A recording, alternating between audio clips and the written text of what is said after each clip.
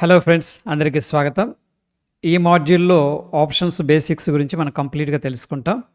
ఒకవేళ మీరు బిగినర్ అయి ఆప్షన్స్ అంటే ఏంటి ఐడియా లేదనుకోండి, ఈ యొక్క లెసన్ అనేది మల్టిపుల్ టైమ్స్ అనేది వాచ్ చేయండి. ఈ లెసన్స్లో మనం ఏంటంటే ఆప్షన్ అంటే ఏంటి, ఆప్షన్స్ అసలు ఎందుకు క్రియేట్ అయినాయి, అండ్ ఆప్షన్స్ని ఎక్కడ యూస్ చేయాలి, దాని తర్వాత మార్కెట్లో డిఫరెంట్ పార్టిసిపెంట్స్ ఉంటారు, వాళ్ళ గురించి కూడా తెలుసుకుంటాం. ఎట్ ద సేమ్ టైం చాలామంది లక్షలాది మంది ఏంటంటే ట్రేడర్స్ ఆప్షన్స్ అనేది ఎందుకు యూస్ చేస్తారనేది కూడా మనకు క్లారిటీ రావడం అనేది జరుగుతుంది. డెఫినేషన్ అనేది మనం పరిశీలన చేసినట్టే, what is an option? An option is a financial contract that gives the buyer the right but not the obligation to buy or sell an asset at a predetermined price before a specified expiry date. So ఇది definition అనమాట. అయితే ఇక్కడ options traders ఎవరైతే ఉన్నారో వాళ్ళు options by చేయటం ద్వారా హక్కును కలిగి ఉంటారు, ఆబ్లిగేషన్ అనేది కాదు. ఈ యొక్క డెఫినేషన్ కొంచెం కాంప్లికేటెడ్గా అనిపిస్తుంది. ప్రాక్టికల్ ఎగ్జాంపుల్ అనేది ఒకసారి చూద్దాం. సో ఇక్కడ వచ్చేసరికి అన్ ఆప్షన్ అన్నాం కదా, ఇది మీకు ఒక చాయిస్ అనేది ఉంటుంది అనమాట. అంటే కంపల్సరీగా ఇది చేయాలని ఉండదు, మీ choice. Okay, exercise the contract లేకపోతే ఇగ్నోర్ ద కాంట్రాక్ట్ అనేది మన చేతుల్లో ఉంటుంది. ఇక్కడ ఎవ్వరు కూడా మనల్ని అయితే ఫోర్స్ చేయరనమాట. ఫస్ట్ మనం ఏం చేద్దామంటే డెఫినేషన్ అనేది చదువుదాం. An option is a financial contract that gives the buyer the right but not the obligation to buy or sell an asset at a predetermined price before a specified expiry date. చూడండి, ఇందులో right అని obligation అని మాటలు అనేది words అనేది వింటూ ఉంటున్నాం, అవి అనేది క్లారిటీ వస్తుంది. ఓకే, ఎనీహౌ కొన్ని ఎగ్జాంపుల్స్ అనేది చూసామనుకుంటే ఆటోమేటిక్గా క్లారిటీ వస్తుంది. ఇక్కడ ఆప్షన్ దాంట్లోనే ఒక ఆప్షన్ ఉందన్నమాట. You have a choice. Optional అంటాం కదా, అంటే మీరు చేయొచ్చు చేయకపోవచ్చు. ఇక్కడ ఏంటంటే మనం ఏదైతే కాంట్రాక్ట్ తీసుకున్నామో దాన్ని ఎక్సర్సైజ్ చేయాలా, ఆ కాంట్రాక్ట్ని ఇగ్నోర్ చేయాలా అనే దానికి రైట్ ఉంటుంది అనమాట. సో ఇక్కడ ఎవరు కూడా మనల్ని ఫోర్స్ చేయరు, ఆప్షన్స్ దాంట్లో ఉన్న ఫ్లెక్సిబిలిటీ అది. అయితే కంప్లీట్గా దీనికి సంబంధించిన డీప్ అండర్స్టాండింగ్ అనేది ఇక్కడ ప్రాక్టికల్గా చూద్దాం. ఫర్ ఎగ్జాంపుల్, ఏదైనా ఒక హౌస్ అనేది మనం తీసుకున్నాం అనుకోండి, దాని యొక్క వాల్యూ 50 లక్షల రూపాయలు. ఓకే, సో ఇక్కడ మనం ఏం చేస్తున్నామంటే ఆ 50 లక్షల రూపాయల విలువ కలిగిన ఈ యొక్క హౌస్ని మనం బుక్ చేసుకుంటున్నాం 50,000 అనేది పే చేసి. ఎందుకంటే మనకి ఇమీడియట్గా మనీ అనేది అడ్జస్ట్ అవ్వకపోవచ్చు. అందుకని మనం ఏమంటున్నామంటే 30 days ఓకే మనం గ్రేస్ పీరియడ్ తీసుకుంటున్నాం. ఈ 30 daysలో మనం మీ అమౌంట్ అనేది పే చేస్తాం, ఏది 50 lakhs అనేది.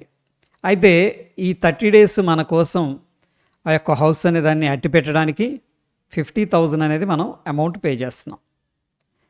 అయితే ఓనర్ కూడా అగ్రీ చేశారనమాట. సో 1 monthలో ఈ యొక్క 50 lakhs అనేది మళ్ళీ వాళ్ళకి ఇవ్వాలి, ఇచ్చినప్పుడు మనకు హౌస్ అనేది ఇస్తారు. ఒకవేళ 1 month తర్వాత మనం వెళ్ళామనుకోండి, ఇంకా ఈ యొక్క కాంట్రాక్ట్ అనేది రద్దు అయిపోతుంది. సో ఇక్కడ డిఫరెంట్ సినారియోస్ ఉన్నాయి. ఫస్ట్ బుకింగ్ అమౌంట్, ఇది ఒక పాయింట్ అనేది మైండ్లో పెట్టుకుందాం. ఈ ఎగ్జాంపుల్ చూద్దాం. ఫర్ ఎగ్జాంపుల్, ఈ 1 monthలో 50 lakhs అనుకున్నాం కదా, 55 lakh వెళ్ళిపోయింది అనుకోండి ప్రైస్. మనం ఏం చేస్తామంటే 50 lakhs దగ్గర అగ్రిమెంట్ చేసుకున్నాం కాబట్టి ఓనర్తో, దీన్ని 50 lakhs అనేది పే చేసి మనం ఏం చేస్తాం, ఆ హౌస్ అనేది తీసేసుకుంటాం. అప్పుడు 50 లక్షలకు కొన్నాము, 55 లక్షలకి మనం సెల్ చేసాం. అప్పుడు మనకు ప్రాఫిట్ ఎంత వస్తుంది? 5 లక్షలు వస్తుంది. ఇక్కడ ఒక ఇంట్రెస్టింగ్ పాయింట్ అనేది ఉంది. ఈ 50 లక్షలు మనం పే చేసాం, 55 లక్షలు పెట్టి మనం సెల్ చేసుకున్నాం, 5 లక్షలు ప్రాఫిట్ వచ్చింది. బట్ ఇందులో 50,000 అనేది ముందే పే చేసేసాం మనం, 50,000 రూపాయలు అనేది ఓనర్కి ఇచ్చేసాం అనమాట. సో అందుకని టోటల్గా మనకి ఇక్కడ ప్రాఫిట్ వచ్చేసరికి 4,50,000 రూపాయలు మాత్రమే. అయితే ఈ 50,000 ఏదైతే మనం పే చేసామో దీన్ని టోకెన్ అమౌంట్ అంటాం, లేకపోతే అడ్వాన్స్ ఇచ్చామంటాం. మనం సహజంగా మన కింద 1 month ఓకే అట్టి పెట్టడానికి ఓనర్ ఎవరికి అమ్మకుండా ఏదైతే ప్రైస్ అగ్రిమెంట్ చేసుకున్నామో ఆ ప్రైస్కి మనకు అమ్మడానికి గాను మనం ఏం చేసామంటే 50,000 అనేది మనం పే చేయడం జరిగింది. దీన్ని టోకెన్ అమౌంట్ లేదా అడ్వాన్స్ ఇచ్చామని చెప్పేసి అంటూ ఉంటాం. ఇక రెండో కేసు వచ్చేసరికి ఫర్ ఎగ్జాంపుల్ 50 lakhs హౌసు 45 ల్యాక్స్కి వచ్చేసింది అనుకోండి. ఇప్పుడు మన చాయిస్ ఉంది, ఇది తీసుకోవాలా వద్దా అనేది. ఎందుకంటే అగ్రిమెంట్ ఎంత 50 ల్యాక్స్ అనుకున్నాం కదా, బట్ ఇప్పుడు దాని వాల్యూ ఎంత ఉంది, 45 ల్యాక్కే ఉంది. 5 ల్యాక్ అనేది తగ్గిపోయింది. ఇప్పుడు మనకు చాయిస్ ఉందన్నమాట, నాకు ఈ ఇల్లు అవసరం లేదని చెప్పొచ్చు. బట్ ఇక్కడ మనం ఏదైతే 50,000 అనేది ముందే టోకెన్ అమౌంట్ లేదా అడ్వాన్స్ అని చెప్పుకున్నాం కదా, అప్పుడు ఇచ్చేస్తామే, అది మాత్రం మనకు తిరిగి ఇవ్వరు. సో టోటల్గా ఇక్కడ మనం గన 50 లక్షలకు కొనుక్కొని 45 లక్షలకి అమ్మాం అనుకుందాం ఫర్ ఎగ్జాంపుల్, అప్పుడు టోటల్గా 5 ల్యాక్ లాస్ వస్తుంది కదా. అండ్ నెక్స్ట్ ఏంటంటే మనం ఒక 50,000 అనేది కూడా అమౌంట్ అనేది టోకెన్గా ఇచ్చాం కాబట్టి టోటల్గా 5,50,000 అనేది మనకు లాస్ అనేది రావడం జరుగుతుంది.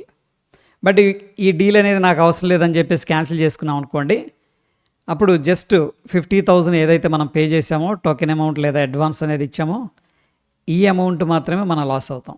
సో ఇక్కడ మనకి కొన్ని విషయాలు అర్థమైనాయి. ఒక ఆప్షన్ అనేది మనం బై చేసాం అనమాట, ఒక ఇల్లు అనేది కొనుక్కోవడం కోసం. ఇక్కడ 50,000 అనేది ప్రీమియం అనేది పే చేసాం.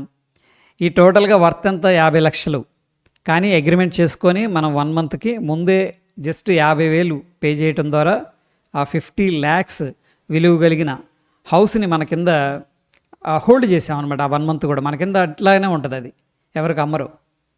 ఓకే, దాన్ని మనం ఎక్స్పైరీ డేట్ అంటాం. ఫర్ ఎగ్జాంపుల్ ఈరోజు 1వ తారీఖు, 30వ తారీఖు కల్లా మనం ఏం చేయాలంటే 50 ల్యాక్స్ అనేది ఇవ్వాలి, లేదనుకోండి ఇంకా కాంట్రాక్ట్ అనేది క్యాన్సిల్ అయిపోతుంది. సో ఇక్కడ కేసెస్ కూడా మనం ఎక్స్ప్లెయిన్ చేసుకున్నాం. ఒకవేళ ప్రైస్ అనేది పెరిగితే మనం ఎలా మన హక్కుని, అంటే 50,000 పే చేసాం కదా, ఆ హక్కుని ఏ విధంగా యూస్ చేసుకుని బెనిఫిట్ అనేది తీసుకోవచ్చు. ఒకవేళ ప్రైస్ అనేది డ్రాప్ అయిందనుకోండి, మనం అక్కడ నుంచి ఆ యొక్క డీల్ అనేది క్యాన్సిల్ చేసుకుని వెళ్ళిపోవచ్చు. మనకు ఆ చాయిస్ ఉంది. ఇక్కడ ఓనర్ వచ్చి మనం కంపల్సరీగా నువ్వు కొనాలి అన్నారు అనమాట. బట్ ఇక్కడ మనం ఈ యొక్క ఏదైతే డీల్ అనేది అగ్రిమెంట్ అనేది క్యాన్సిల్ చేస్తాం, దానివల్ల ఒక 50,000 అనేది లాస్ అయిపోతాం. సో ఇది మ్యాక్స్ లాస్ అనమాట మనకి.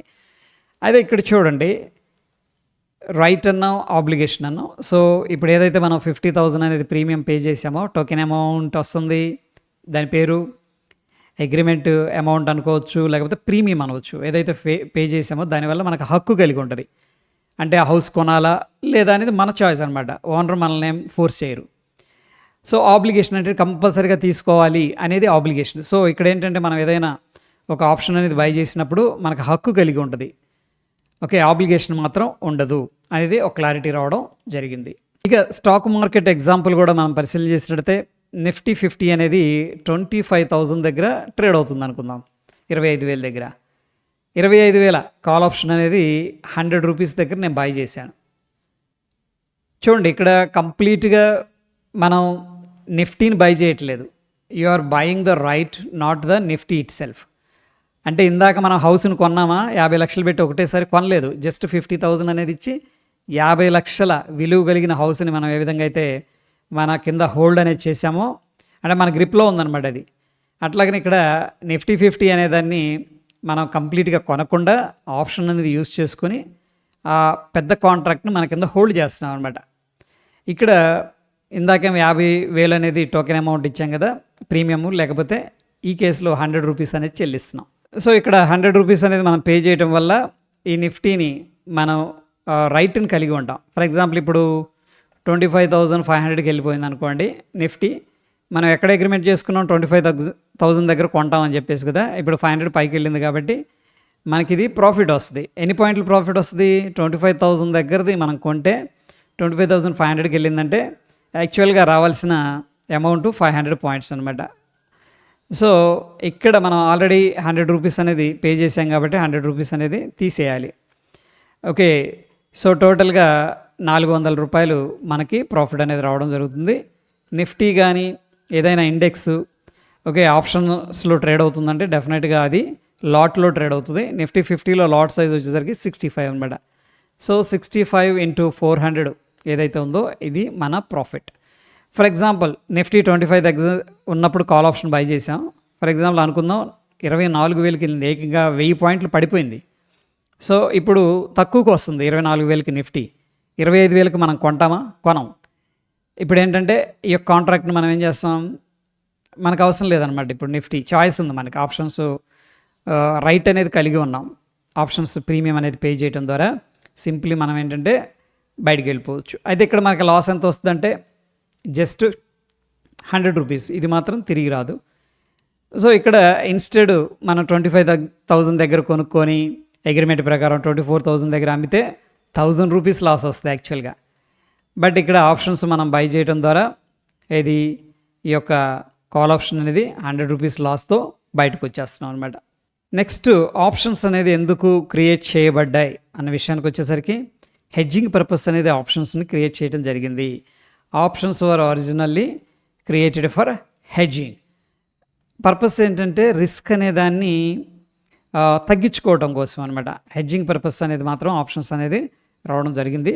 గ్యాంబ్లింగ్ కోసం అయితే అంటే నిఫ్టీ పైకి వెళ్తుంది, కిందకి వెళ్తుంది, ఇట్లాగా దీన్ని మనం చేసేదాన్ని గ్యాంబ్లింగ్ అంటాం. బట్ ఏవైనా పొజిషన్స్ ఉన్నాయి, ఆ పొజిషన్స్లో రిస్క్ని మనం కంట్రోల్ చేసుకోవడానికి, తగ్గించుకోవడానికి దాని పర్పస్ అనేది ఆప్షన్స్ అనేది రావడం జరుగుతుంది. ఆ యొక్క తగ్గించే క్రమంలో చేసే ప్రాసెస్ని మనం హెడ్జింగ్ అంటాం. ఆప్షన్స్ ఎవరు యూస్ చేస్తారంటే హెడ్జర్స్.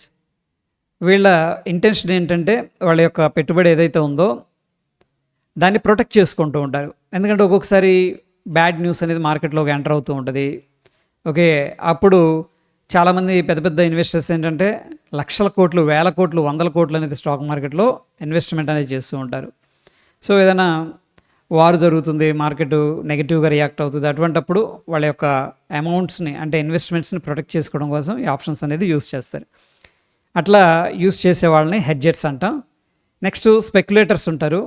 వీళ్ళు ఏంటంటే మార్కెట్ అనాలిసిస్ చేసి ఫండమెంటల్గా కానీ టెక్నికల్గా కానీ లేదంటే గట్ ఫీలింగ్తో కాల్స్ అండ్ పుట్స్ అనేది ట్రేడింగ్ అనేది చేస్తూ ఉంటారనమాట. పైకి వెళ్తుందని కాల్స్, కిందకి వెళ్తుందని పుట్స్, సైడ్ వేస్లో ఉంటుందని రైటింగ్ స్ట్రాటజీస్ అనేది యూజ్ చేస్తూ ఉంటారు. వీళ్ళకి ఎటువంటి పొజిషన్స్ ఉండవు, బట్ మార్కెట్ యొక్క మొమెంట్స్ని వాళ్ళు ఐడెంటిఫై చేసి దాంట్లో ఇన్వెస్ట్మెంట్ ట్రేడింగ్ అనేది చేస్తూ ఉంటారు. వాళ్ళని స్పెక్యులేటర్స్ అంటారు. నెక్స్ట్ ఆర్బిట్రేజర్స్. వీళ్ళు వచ్చేసరికి ప్రైస్ డిఫరెన్సెస్ ఉంటాయి కొంచెం. స్పాట్లో ఒక ప్రైస్ ఉంటుంది, ఓకే, ఫ్యూచర్స్లో ఇంకో ప్రైస్ ఉంటుంది. ఫ్యూచర్ ఫైనల్గా ఏంటంటే స్పాట్ ప్రైస్కి సెటిల్ అవుతుంది. ఈ డిఫరెన్సెస్ని వాళ్ళు ఏంటంటే అనలైజ్ చేసి ఓకే సో పొజిషన్స్ అనేది క్రియేట్ చేస్తూ ఉంటారు అనమాట విత్ ప్రాపర్ హెడ్జింగ్. సో సింపుల్గా చెప్పాలంటే ఈ యొక్క ప్రైస్ డిఫరెన్సెస్ని వాళ్ళు చిన్న చిన్న క్యాప్చర్ చేస్తూ ఉంటారు, చిన్న చిన్న అమౌంట్స్ అనేది. వాళ్ళని ఆర్బిట్రేజర్స్ అంటారు.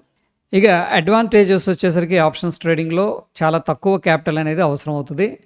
లేవరేజ్ అనేది తీసుకోవచ్చు. అంటే మన దగ్గర ₹1 ఉందనుకోండి, ఓకే, సో తక్కువ అమౌంట్తోనే మనం ట్రేడింగ్ అనేది చేసుకోవచ్చు. లేవరేజ్డ్ ప్రోడక్ట్ అనమాట ఇవన్నీ కూడాను.